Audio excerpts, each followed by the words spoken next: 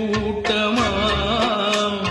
முன்னோர்கள் சொன்னார்கள் அது ஒன்றும் பொய்யல்ல மரணத்தை போல் இங்கே வேறேதும் மெய்யல்ல நாம் போகும் வழி கண்டு சொல்ல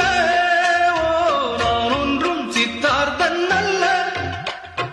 உடல் என்ன உயிர் என்ன உறவென்ன உலகென்ன விதி என்ன விடை என்ன மனமே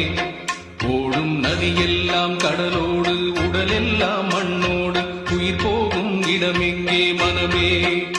இந்த வாழ்க்கை வாடிக்கை இது வாழ வேடிக்கை இன்பம் தேடி